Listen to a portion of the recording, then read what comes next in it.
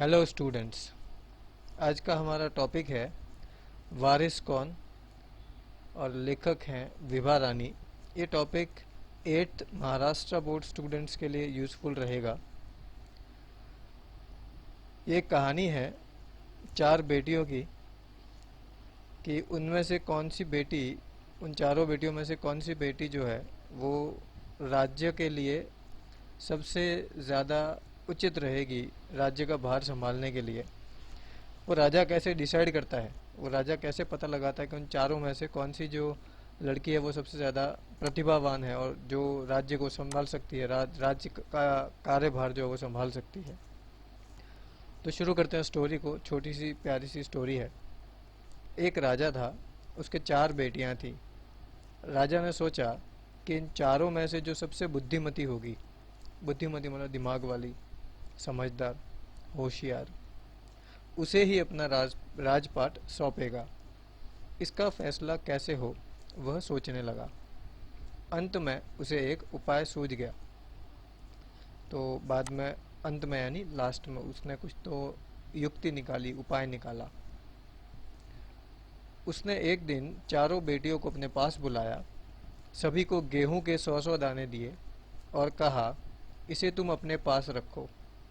5 साल बाद जब मैं इन्हें मांगूंगा तब तुम मुझे इसे वापस कर देना।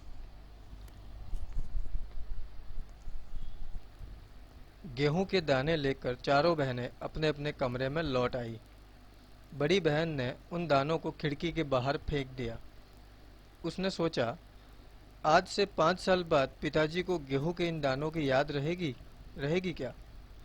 और जो याद भी रहा तो क्या हुआ, भंडार से लेकर दे दूंगी। दूसरी बहन ने दोनों को दानों को चांदी की एक डिब्बी में डालकर उसे मखमल के थैले में बंद करके सुरक्षा से अपनी संदूकची में डाल दिया। सोचा, 5 साल बाद जब पिताजी ये दाने मांगेंगे तब उन्हें वापस कर दूंगी। तीसरी बहन बस सोचती रही कि इसका क्या करूं। चौथी और छोटी बहन तनिक बच्ची थी। शरारतें करना उसे बहुत पसंद था। उसे गेहूं के भुने दाने भी बहुत पसंद थे। भुने मतलब वो उन्हें तवे पर रखकर सेक दिया जाता है, तो उसे बोलते हैं भुने दाने। उनसे उसने दोनों दानों को भुनवा कर खा डाला और खेल में मग्न हो गई। मग्न हो गई मतलब बिजी हो गई, वो खेल खेलने लग गई। तीसरी राजकुमारी को इस बात का यकीन था कि पिताजी ने उन्हें यूं ही ये दाने नहीं दिए होंगे। जरूर इसके पीछे कोई मकसद होगा। मकसद होगा यानी इसके पीछे कोई तो इनका वो कुछ तो बात प्रूव करना चाहता है, कोई तो पॉइंट प्रूव करना चाहता है। लक्ष्य, मकसद मतलब गोल, कोई तो गोल है जो वो इसके गेहूं के दानों से पाना चाहता है। वो गोल क्या है? पहले तो उसने भी अपनी दूसरी बहनों की तरह उन्हें सहेज कर रख देने की सोची। सहेज कर यानी संभाल कर। लेकिन वह ऐसा न कर सकी। 2-3 दिनों तक वह सोचती रही। फिर उसने अपने कमरे की खिड़की के पीछे वाली जमीन में वे दाने बो दिए। बो दिए मतलब उनको जमीन में डाल दिया ताकि उससे पौधे उग सके। गेहूं के जो है मतलब बेसिकली उनको खेत में जैसे बोते हैं ना दाने, वैसे। समय पर अंकुर फूटे। अंकुर फूटे यानी उसमें से पौधे निकले, छोटे छोटे शूट निकले बेसिकली। पौधे तैयार हुए, दाने निकले। राजकुमारी ने फसल में से दाने निकाले और फिर से बो दिए। फिर वो 100 दानों में से जितने भी फसल आई उनको फिर से बो दिया। इस तरह 5 वर्षों में उसके पास ढेर सारा गेहूं तैयार हो गया। तो 5 साल में तो वो ऐसे करती रही तो बहुत सारा गेहूं उसके पास जमा हो गया। 5 साल बाद राजा ने फिर चारों बहनों को बुलाया और कहा, आज से 5 साल पहले मैंने तुम चारों को गेहूं के 100-100 दाने दिए थे और कहा था कि 5 साल बाद मुझे वापस करना। कहाँ है वे दाने?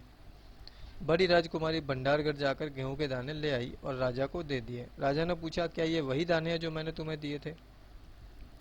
पहले तो राजकुमारी ने हाँ कह दिया, मगर राजा ने फिर कड़क कर पूछा। कड़क कर यानी थोड़ा सा कड़क होकर के, गुस्से वाले आवाज को कड़क करके बोला। तब उसने सच्ची बात बता दी कि वो तो मैंने फेंक दिए थे और अभी भंडार गृह से लाके दिए मैंने। राजा ने दूसरी राजकुमारी से पूछा, तुम्हारे दाने कहाँ हैं? दूसरी राजकुमारी अपनी संदूकची में से मखमल के खोल वाली डिब्बी ले आई। मखमल का खोल यानी मखमल का उसके ऊपर कवर लगा है।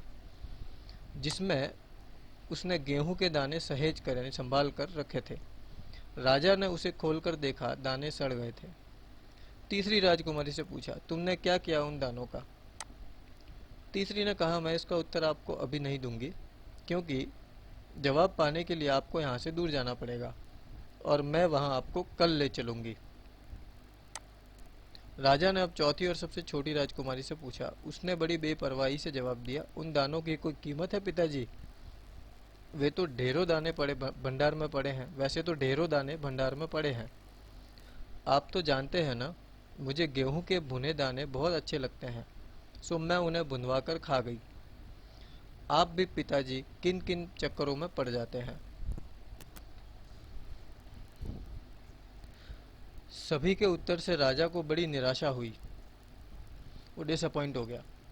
चारों में से अब उसे केवल तीसरी बेटी से ही थोड़ी उम्मीद थी, कि उसने बोला था ना कि मैं आपको कल वहां ले चलूंगी। दूसरे दिन तीसरी राजकुमारी राजा के पास आई। उसने कहा, चलिए पिताजी, आपको मैं दिखाऊं कि गेहूं के वे दाने कहाँ हैं। राजा रथ पर सवार हो गया।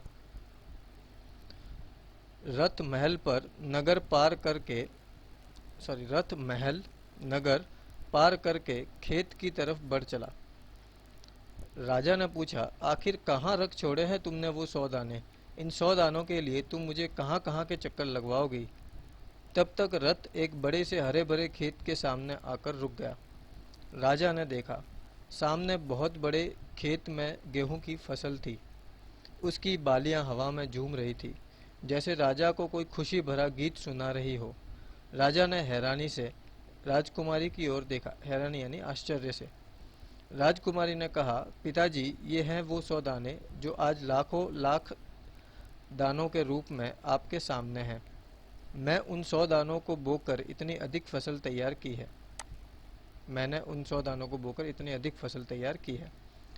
राजा ने उसे गले लगा लिया और कहा, अब मैं निश्चिंत हो गया, तुम ही मेरे राज्य की सच्ची उत्तराधिकारी हो। तो इस तरह से राजा ने अपने राज्य की उत्तराधिकारी का चयन किया।